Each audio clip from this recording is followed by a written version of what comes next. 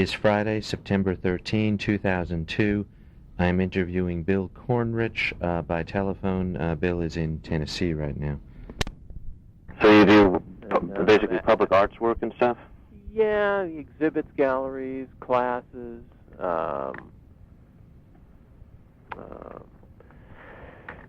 There's also a historical museum, and we rent the building to other people. There are about, I think, 8 or 9 different community arts groups that this is more or less home for. I see. And what's your job? What do you? Well, I had been director for 18 or 19 years. I see. And kind of retired last fall, last July. Right.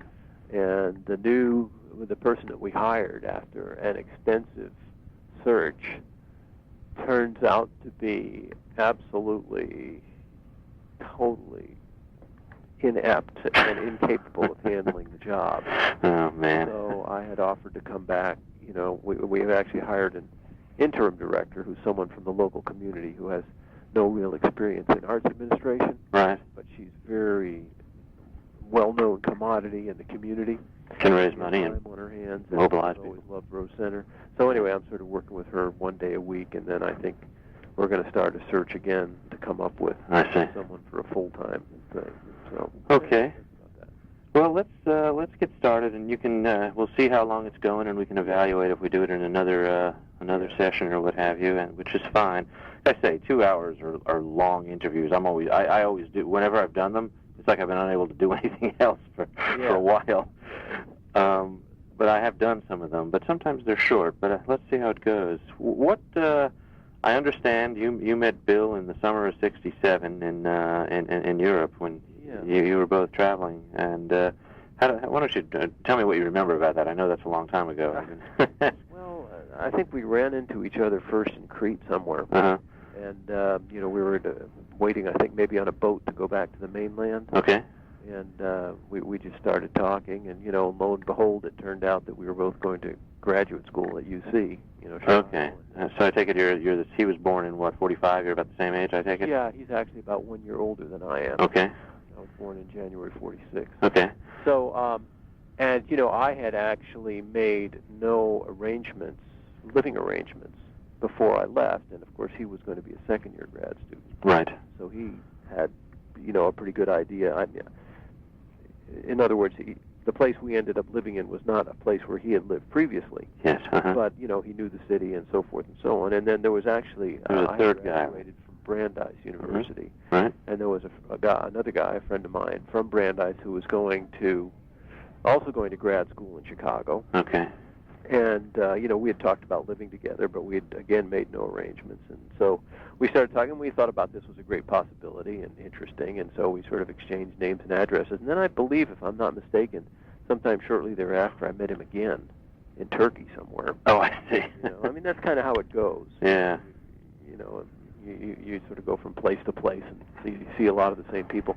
So anyway, when I got back to the States, we got in touch, and he was on his way. I think he was on his way out to Chicago, and I got in touch with this other fellow, with Bob, and we all decided, let's see if we find a place for 3 people. And Bill did. He found a place, and it was, in south side of Chicago. I think we're probably a little over a mile from the campus, and probably about a mile from any white people. Yeah, Bill has described that as an interesting time for him because he went to Tufts 7 miles from home, and he grew up in a kind of suburban Boston community, right, where he used to go home to do his laundry and get meals when he was too hungry. Yeah. So and actually, living in that neighborhood, I mean, we went and shopped in the local supermarket and just hung around. We all had vehicles, of course, with out-of-state license plates. Yeah. And actually, they were all very identifiable vehicles. Mm-hmm. I think, basically, other than the fact that we were the only white folks within a mile, as I said, we had no problems from people or anything. But one of the high points of that experience was when King was assassinated. Mm-hmm. And actually, Bill had been somewhere, and he just flew back into the airport. He'd been in Mexico, I believe. Yeah, and he showed up at the airport in Chicago the day that King was assassinated. Mm-hmm. Now, when he got back to the apartment, things were deteriorating rapidly in the neighborhood. Right. Of course, anyone that lived in the neighborhood knew where we lived. Okay. People knew our cars. Yeah. And we would sit up. It was on the second floor, I believe, or the third floor. I don't know. But anyway, we'd look out the window onto Cottage Grove. Cottage Grove. Mm-hmm. 65th. Right. Anyway, we lived at Cottage Grove in 65th. Right. I guess it must have been Cottage Grove, because 63rd was the elevated stop. And, whenever a vehicle came by with white people in it, Yeah. I mean, people were throwing rocks and bottles and all kinds of stuff at it, And so we were just sitting there watching all that. And, either the people who were throwing rocks and bottles didn't live in the neighborhood, or for some reason, they chose not to vent their wrath on us. On you, yeah. But then the National Guard came in. Mm-hmm. And there was a National Guardsman, most of whom were white, like about every 150 feet on the street. So we moved out because, we just didn't want anybody to have the feeling that we were being protected. Right. If we came back from class or something, and we, walked right past a white guardsman, with his, submachine gun in uniform, and went into, we just didn't like that thought. So, so we actually moved up to a friend that we knew up in the northern suburbs for 2 weeks until the Guard left, and we moved back. And you came back in. Anyway, and all three of us were quite out of place in grad school. Were you in the political science department also? I was in sociology. Okay. Bill was in political science. Right. We took some of the same classes. Let me, before I forgot to do one thing, which I've been told I must do all the time. I've talked to you about this on email, but I am taping this. Is that okay with you? And if I quote you, is that okay as well, unless you tell me otherwise? Okay. I got in trouble about that once, so I'll never do it again. Anyway, you were in sociology, he was in political science. And it was a hard time. It was 67, 68, and, the country was in turmoil, and Vietnam was going on, and, I certainly felt kind of out of place in grad school, and I felt like more direct things needed to be done. And then there was the issue of the draft, and all that. So I mean, I did okay with my grades, and I was actually offered a master's degree if I would rewrite a senior honors thesis. Right. But at that point in my life, I felt this was an extremely immoral, unethical thing to do. Okay. And, I actually really disliked my department. I was very uncomfortable, as a political activist in a department which was very statistical oriented, not social psychology in any sense. Right. I think this was a little later. Did you know Dick Flax? Was he there as a professor when you were there? Dick who? Flacks. The name is not ringing. Okay. All right. Okay. He might very well have been. I mean, the chairman of the department was a guy named Morris Janowitz. No, Dick Flax was one of the guys who was at the organizing meeting for SDS in Port Huron, and he then went. He took his first job in Chicago as a sociologist, PhD sociologist, but I think it was 69 or 70, so it's probably I would later. have liked to have encountered someone like that in the department. Okay. I'm not sure it would have kept me there. Right. It would have been comforting.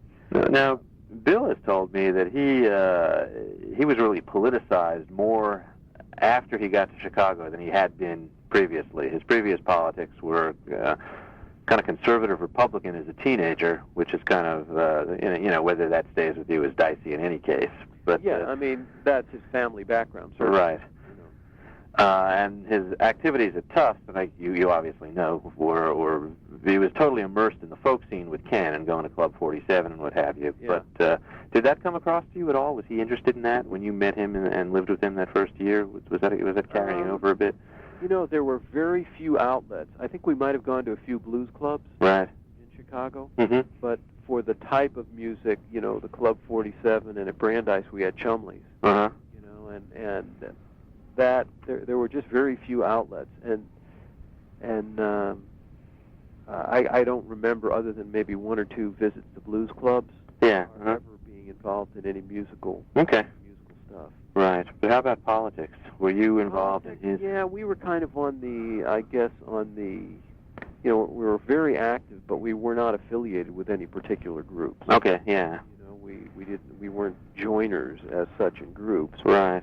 We made it to demonstrations and we made it to rallies and Right. But I think we're members of actually. I've kind of my take, and maybe this kind of tracks with what you just said. Maybe you can comment on it. My take on Bill's described to me a lot of political activity regarding going to demonstrations and what have you. And my sense is that his involvement was kind of heavily experiential, but not really programmatic or. Yeah. I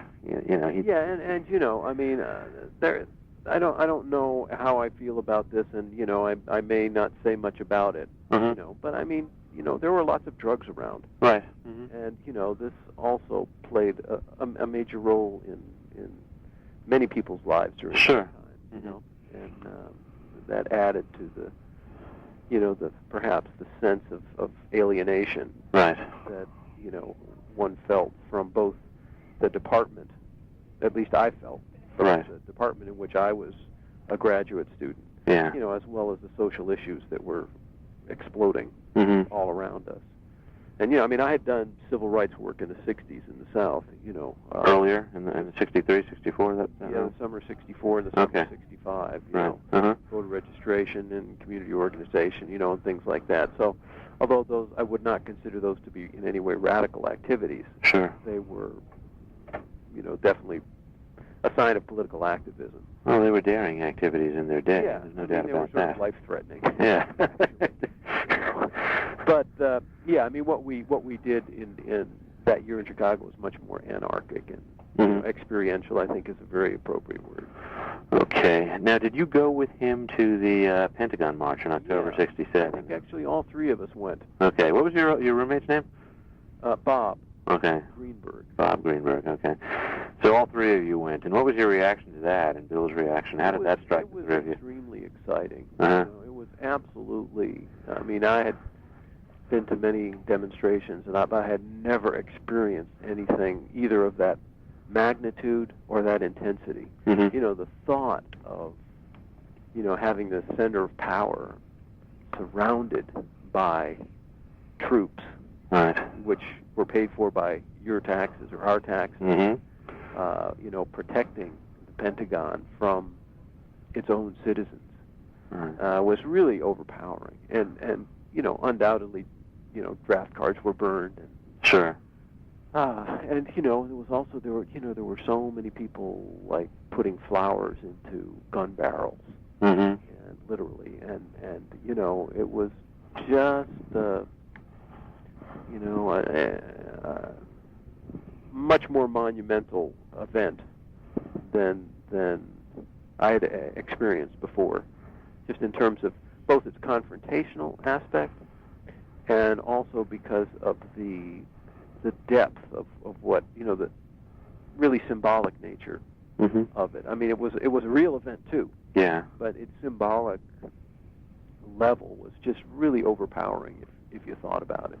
Now, did you see the police or marshals or whoever they had there acting aggressively? I don't know what forces they had out there. I actually not at that time. Okay. I've been tear gassed and clubbed and beaten many a time, but mm-hmm. at that particular occasion, I don't remember any of that happening. Okay. It was just a question of sitting there and then, after a while, just left. Now, you went to other demonstrations with Bill at various times you talked about? Yes, I think there may have been some around that time in Washington also, mm-hmm. Right around that got to be quite a bit more disruptive. I'm wondering if you recall him at any of those as well as yourself. Yeah, the Pentagon, yes. At that things where the police were acting aggressively. If not the Pentagon, elsewhere. And if you don't, you don't. It's a long stretch. I really don't have any particular concrete memories. Mm-hmm. Okay. Did you go to Resurrection City with him the following year? Okay. Although, again, I have actually... I remember being there at Resurrection City, and there were actually others of friends of mine from Brandeis. Mm-hmm. I actually don't remember Bill being there. Okay. Okay. We did a lot of things together, and besides being a few years ago, there was a certain perhaps haze over some of those Right. events, so some of my memories might not be so crystal clear. Right. Now, did you... Now, he was a political science student. You were a sociologist. Yeah. Did you guys talk about theory at all, or talk about books or grad school? I guess you yourself were a first-year grad student, so maybe we're not too heavily into it yet, and we're alienated to boot. Yeah. So I don't know. We took I remember one political science class that we took together, and which turned out to be absolutely terrible. and I think in our role in that, as I recollect, was, basically confrontational. Really? It was, we had no real positive thoughts towards the professor. Okay. And we took, within reason, right. We took the, whenever possible, tried to raise points. Right. To debate things that he just sort of put forth as truth. Do you recall the nature of the class? Was it a philosophical class? Or? It was, what was it? I remember the professor's name was Storing, S-T-O-R-I-N-G. But the class was, I don't remember the name. Okay. It's probably a bit much to ask. But, what else was there? But, it became apparent as the year was coming to an end that, at least from my perspective, my graduate career was ending. Right. And Bill, and we were all thinking about moving to New York. Right, and I was going to ask if you were there with him. I knew he went there. Yeah, we lived together. Okay. That next year in New York at Bank Street. Okay. And I had gone into a teacher training program. So we left Chicago in May of '68, went to a teacher training program, so I ended up teaching at a community control school district in Harlem, actually. And so I commuted from Bank Street to Harlem, Okay. And Bill, I believe, was driving cab. Yeah, I was going to say, you had a real job. He was driving a cab. He worked for Macy's for a while. And so, we would get together in the, thanks. We would get together, primarily in the evening. Okay. Have meals together. Mm-hmm. And, I think, I remember I went to several concerts at the Fillmore. Mm-hmm. Can't really remember if Bill went to them or not. Again, we went to numerous demonstrations together. Like painted the New York Times yellow was one that definitely sticks in my mind. You painted the New York Times building yellow? Well, the concept of yellow press. I see. Yellow journalism. And this had to do with the unreported campaign on the bombing of Cambodia. Okay. So, a lot of people came from all over the city. Okay. And, the idea was to bring, cans of spray paint and so forth and so on. And actually, Bill and I and another guy, actually this guy Bob, the three of us went to that together, and we never did get to use the spray paint because there were just so many police there. Right. And the idea was we were trying to stop the Times from being delivered. It's printed there in Midtown. And you're trying to circle the building, which never really worked because there were far too many police. Right. Actually, I ended up getting arrested that night. I happened to be holding the bag, as it were, which had in it eggs and yellow spray paint, and let's see what else was in there. Just some things to eat. Did Bill ever get arrested as well? Rolls and cheese. I only got arrested because I had the bag. Did he get arrested in other contexts? I'm not aware. I think he somehow escaped. In my experience with him, he never he managed to avoid it, and only happened to me once. Right. So you remember the Times and the Pentagon. Any others that you recall specifically? And you were both at Resurrection City, although perhaps not together. No, I think that time we just started at our place. And, hold on a second. Sure. In the gazebo, I think. In the gazebo out back. And so we just started, and I really I'm actually not comfortable with talking about some of the things that we did. Okay. Just because I don't, if Bill wants to talk about him, Okay. That's up to him. But That's fine. Some of the more anarchic and destructive type of things. Okay. We may have been involved in, even though it may not have been ourselves personally. Okay. All right. I don't want to talk about that. Okay, that's fair enough. Okay. But yeah, so we spent that year, living together, and at some point we decided we could no longer. I think we'd been there 6 or 8 months, and we decided we could no longer stay there. I think it was getting to be a financial issue or something. Right. So we moved. In the meantime, Bill was actually going back. Hold on a second. Sure.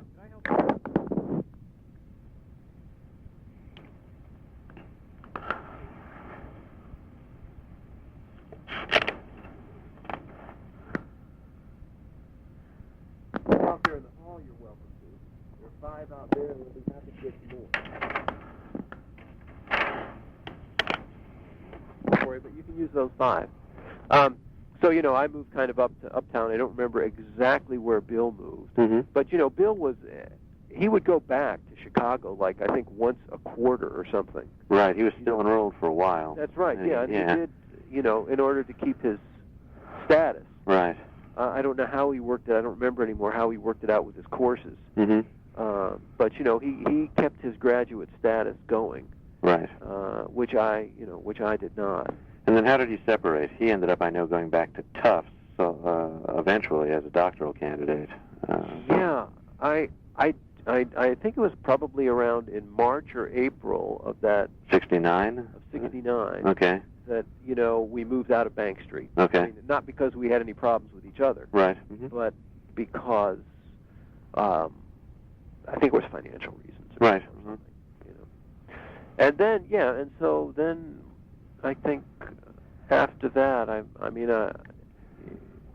can't remember where Bill moved, but right. I'm sure somewhere.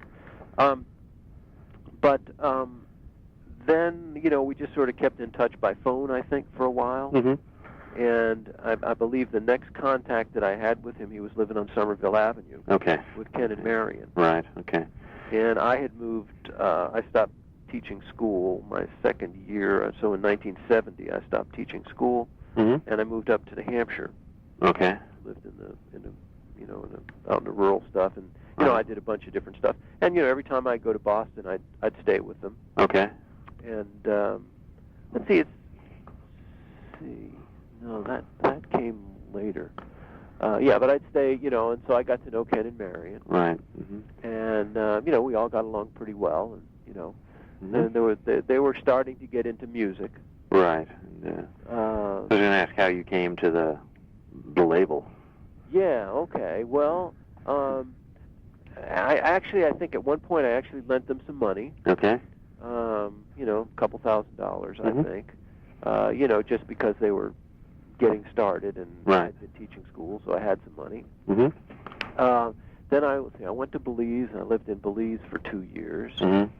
And when I came back from Belize, I was, I'd see Bill, and then pretty often, once every couple of months. Where were you living? I was living in Hartford at my parents' house. Okay. I was just working, a job there, trying to save some money. Okay. But, I'd go up to Boston and visit. And then, I guess it would have been in 74, Bill was going off to Europe. Okay. For a month or two. And he called me and asked me if I would be willing to come at Rounder. Right. Come to Rounder, and he said that he had, he would feel much more comfortable about it. He thought he was a little concerned about the abilities of Ken and Marion to deal with the financial and record keeping issues. Right. And I guess that was something that perhaps he had spent time doing. Yeah, that became I think a continuing theme. It didn't even after you left. Sure. Yeah. So I actually was not doing anything. I mean, I had this job, but it was just a job. Right. Working as a, custodial person in a big apartment building, and so I said sure. Right. And so I moved up and moved into the house on Willow Avenue. Okay.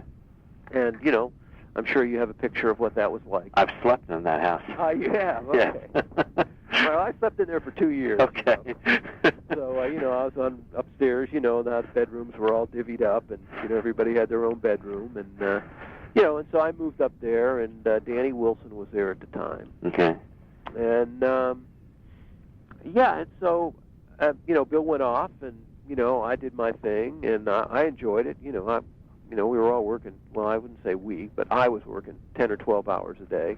Well, I was going to ask you, who else was there? Was Scott Billington there? Or, no. Okay. Carrie Estrin, do you remember? No, these are later people. Right. Skip Ferguson? Is there a guy named? No. Okay. Danny Wilson. Danny Wilson. Now, I don't know who that is, which astonishes that's me. Interesting. That astonishes me. Who's Danny Wilson? You know the name Mark Wilson? Yes. Okay. I've interviewed Mark Wilson. Okay. Danny is Mark's brother. Okay. In a way, I'm not surprised you haven't heard about Danny, because that's the reason I ended up leaving Rounder. Okay. Danny was Mark's brother, and Danny ran a mail order service, which was called Roundhouse Records. Right, okay, and I've heard of that. Which also operated down in the basement. Okay. And that was Danny's own kind of personal, private business. It was his small business. Okay. And, it was there when I came. Okay. Anything that was mail order, anybody that wanted to order mail order would do it through Roundhouse. Right. And Roundhouse bought records from Rounder. Right, as well as others, right? As any other, bought Rounder records or county records or whatever. Right. It was a financial arrangement. Yes. And that's how Danny supported himself. Okay. And that Danny did not live in the house. Okay. Now Mark did live in the house at least for a while. Yeah, he did for a while. Yeah. And Mark just did design work and stuff, and he's sort of a scholarly sort of a type. Danny was a younger guy, and he was just he liked the idea of Rounder, making a living, all that stuff. So anyway, that's who was there when I was there. Okay. So then Bill came back from the summer, and I just decided to stay. The business was growing; it was successful. We're in '74 now, still fall '74. I'm not exactly sure when Bill left, but I started in '74. It seemed to me like it was the summer. Right. Okay. But then he came back, and it was fine, and we just I just stayed. So it was just kind of the four of you and Danny Wilson. Yeah, he was working but not living there. Okay, and then Mark was living there for a while, but I don't think that lasted very long. And Bruce Kaplan, I assume, was in Chicago and was part of the deal, right? Yeah, Bruce was gone by then. Oh, he was gone by then. Okay. Yeah, Bruce was. I think that Flying Fish existed. Okay. By the time I settled in. Okay. And what did you do? What was your function if it was divided? Basically, I filled orders. Okay. I at least at the beginning, did most of the ordering. Okay. I filled orders, paid bills. I helped Bill out with the royalties. Right. I think they were quarterly or semi-annual. Yeah. And I'm into money. I'm into financial stuff. Okay. So Bill and I spent a lot of time together. Okay. Kind of doing projections and, just talking about things and money and stuff like that. And I was happy to be there because I liked the idea of Rounder. We were making nothing. Yeah. Maybe we made $100 a month. I was wondering, do you recall if you got a salary at the time? Yeah, I think it was $100 a month. That's what I think. That was their first salary, and I think they would have started paying it by then. Yeah. Yeah. So I think, and that was each of us got $100 a month, and all the money went back into Rounder. So the business was being extremely successful. I had nothing to do with the production end. Nothing at all. Okay. I was going to ask you if you had records involved. What was the work environment like? In terms of... Well, it was down in the basement. Psychological, physical. What did it feel like to be at Rounder? And I guess you worked pretty hard. Yeah, I've always worked hard. I still work hard. So I'm an intense person, and so it was fine with me to work 10 or 12 hours a day. Maybe once a day we'd go out to the mail. To the post office to pick up stuff or send stuff off. Right. And we just, I actually had not that much interaction with either Ken or Marion. Okay. They were kind of a thing at the time. Yeah, I know that. They're trying to work out their relationship. And right. I did a lot of stuff with Bill. We'd, many evenings go out to bar, drink, listen, like later on to George Thorogood stuff. Right. But just go to bars and hang out, and we, and the business just grew. Did he hang out with Ken and Marion much, or were they too intense at that time? I know I think my memory of it is that most of socializing that Bill did was with me. Okay. He also had a girlfriend, Right. Okay. Janie. Yeah, Janie Giuliani or something. Yeah, Giulianelli or something. Giulianelli. Yeah. And he was just obsessed with her. Okay. And he told me better. Ran him through the ringer, basically. Yeah. I mean, she was, extremely attractive, but just, very into her own thing, and sometimes Bill would fit into it, and sometimes it won't. And it kind of tortured him, really badly, I think. And but he finally, I think, at least worked through it. So, he sort of gave up. Right. Anyway. Now, did Rounder have any distribution of its records at this point that was meaningful? Yes, they did have some. Okay. They did have some. I mean, how did they, from your perspective, how did they sell a record once it was made, beyond driving down to, to festivals there was and stuff? a small network of independent record distributors, which, of course, eventually metamorphosed into Naird. Naird, right, But at that time, there were just, there was, I think, House in St. Louis, and or Waka in Denver, and, there were about a half a dozen of them. Okay. And they would, get Rounder records from Rounder. Right. They would get County records from County and Rebel records from Rebel. And, sure. And all this kind of thing. And then, as Rounder grew and started putting out more and more stuff, and, and Norman Blake and, all this stuff, things started jumping a little bit, And I also liked Rounder because I thought they did a very creditable job with their notes. Yeah. At least the early albums, almost all of them had inserts. Right. Of sorts, not equivalent to Folkways, but, along those lines. And I like that idea. I like the idea of the collective. I was just going to say, was the collective idea still intact in, say, 75 or so? When I started, the collective idea was intact. Okay. And it eventually, actually, totally unraveled. You saw it wither away like the state was supposed to. Yeah. Well, describe that process to me. How did it start to splinter and ultimately just become, a historical fact? Yeah, I think it was too successful. Really? I mean, when I started work there, the Rounder was generating $30,000 a month. Okay. 2 years later, when I left, it was about $80,000. Okay. Where is she? Coke machine, Coke guys out in the backyard. We're having a big festival tomorrow. So okay. Keep getting interrupted here. So that's a huge amount of growth. Right, and this is gross revenue? Because obviously money is spent on, yes. Gross revenue, Yes. okay. I mean, and those are my recollections. Right. $30,000 a month, and there were still the same four of us working there. Yes, And Marion did almost nothing. As far as from the business point of view. Right.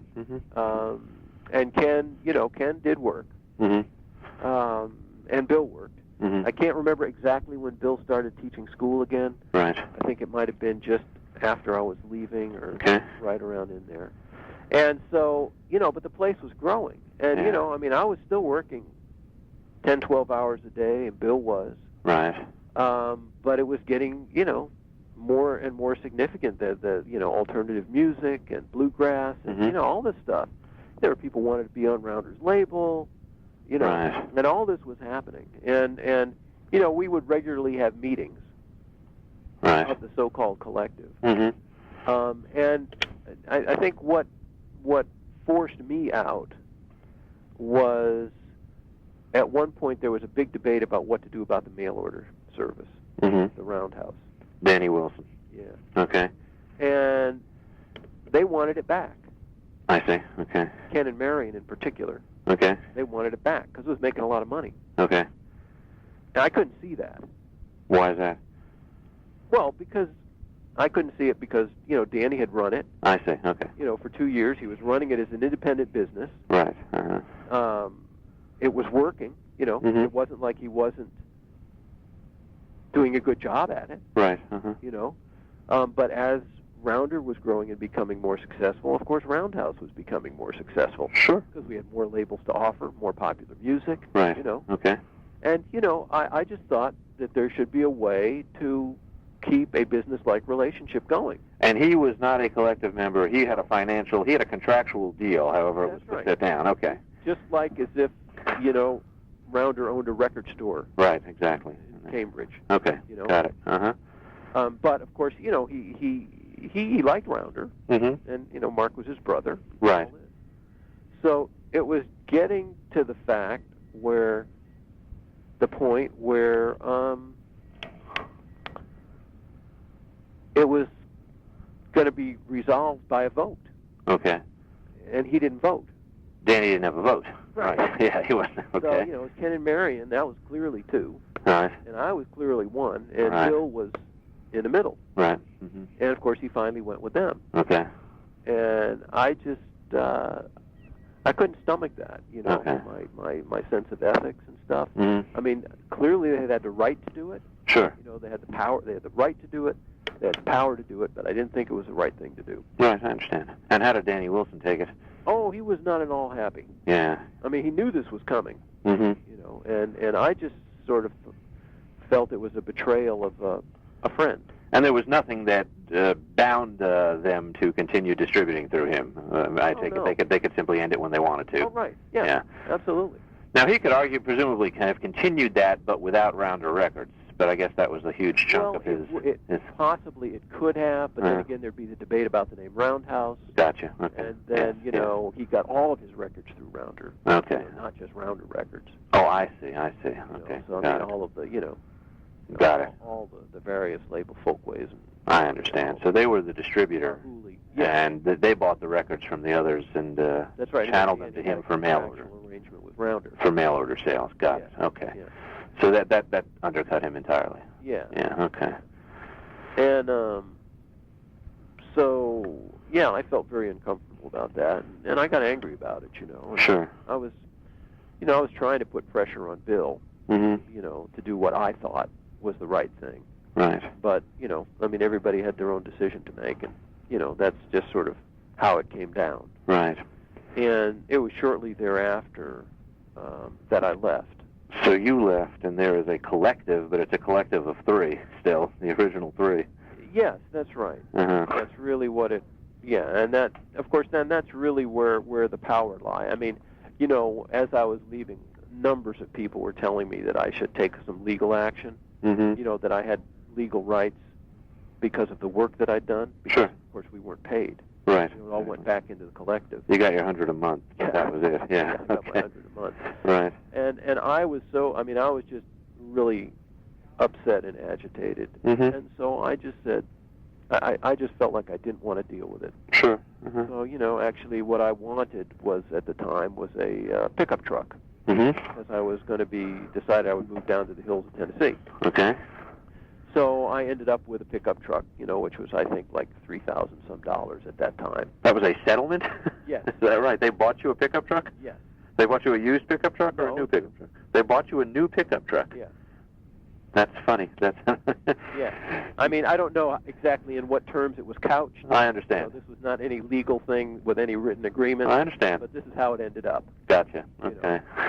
And like I said, a lot of the distributors with whom I'd been dealing kept telling me I was crazy. Yeah. That I should do something. And, even though I was angry at Rounder and angry at Ken and Marion and Bill, Mm-hmm. I just didn't want to get in the muck. Yeah, I understand. I just didn't want to get in the muck. Yeah. And so I just said, just give me my truck, I'm gone. Now, did anyone else work there during the 2 years you were there, other than the people you've mentioned, Danny, and that was it? Yeah. Okay. There was an accountant, Eric. Eric, no. You run into him yet? No. Eric's an interesting guy.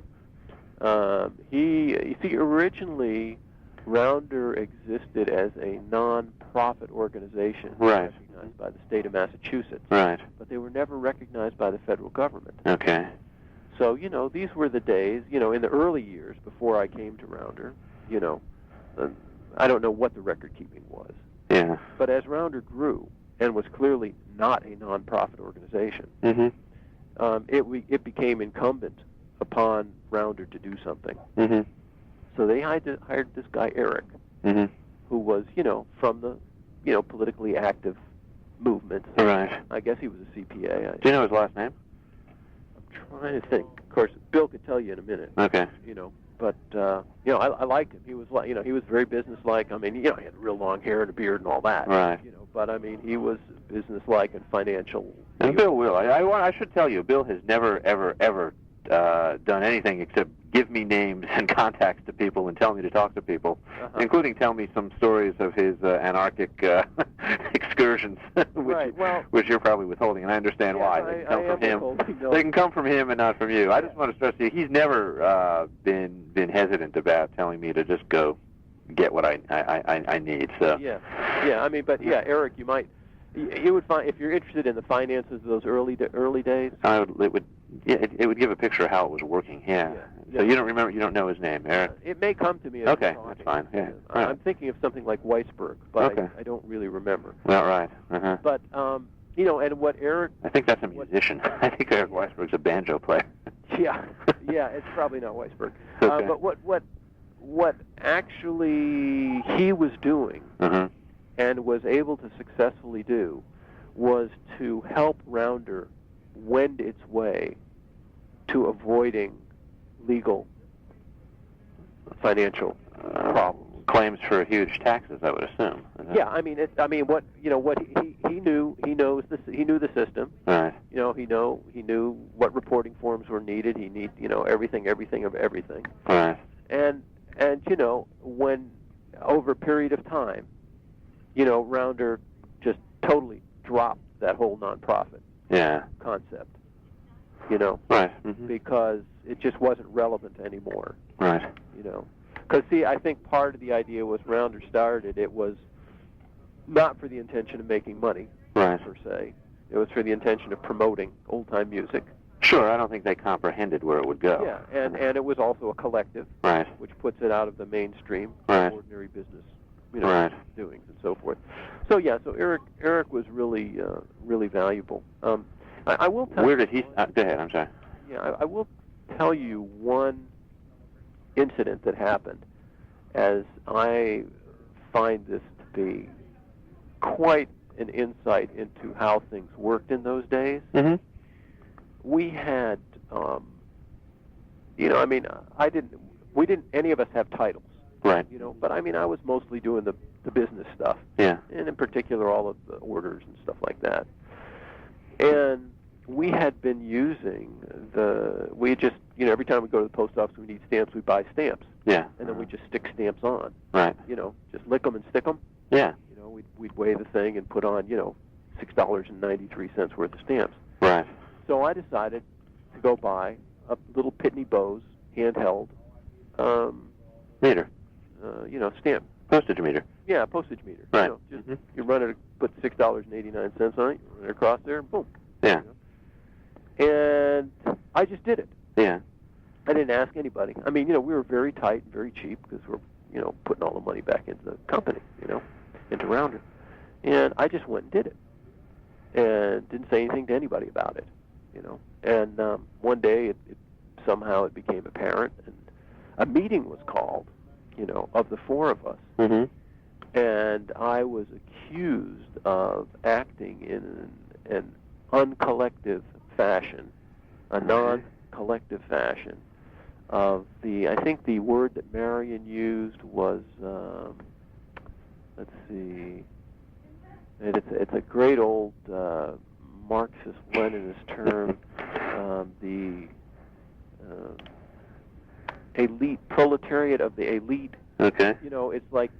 It's like the people that are out in front of the proletariat, right, pursuing their own agenda, that don't have faith in the proletariat. This is, this postage meter, I think it costs something like $40. Yeah. For the postage meter, and then after that you just put in the postage. Right. Mm-hmm. And, I just, of course, the reason I hadn't said anything about it was that I knew this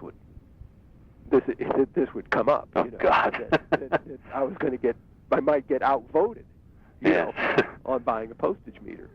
So I just did it, and decided, okay, I'm going to do it, And then, of course, within a week's time, everybody was using it and was very happy. And right. You know what I'm saying?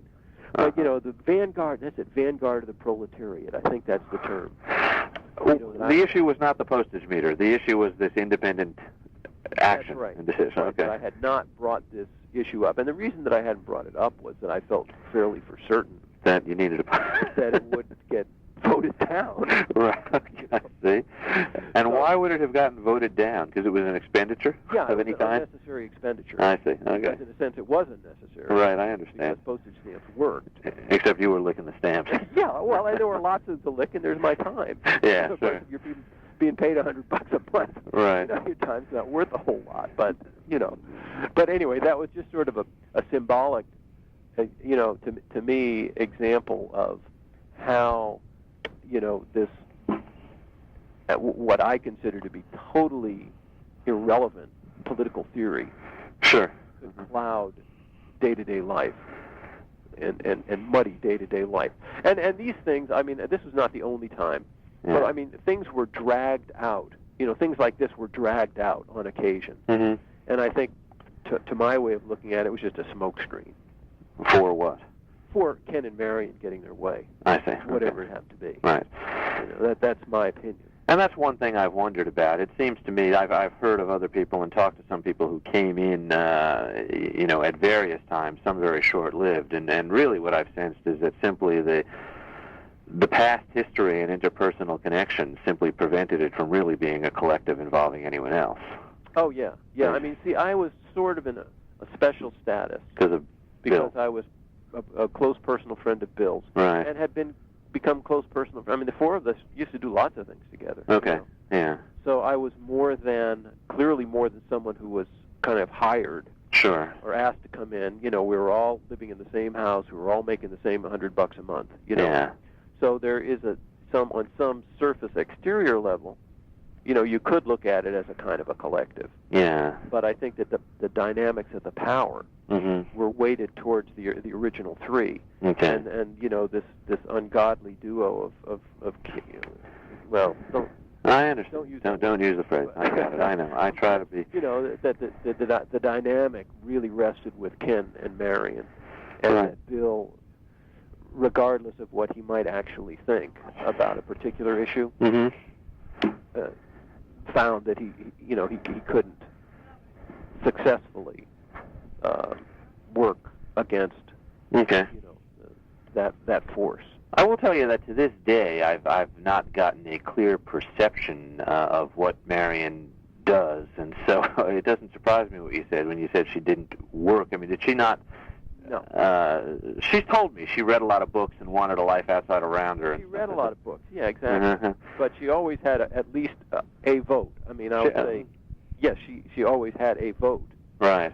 Even though her involvement with the business aspect was extremely minimal. And when you say involvement with the business aspect, did she do things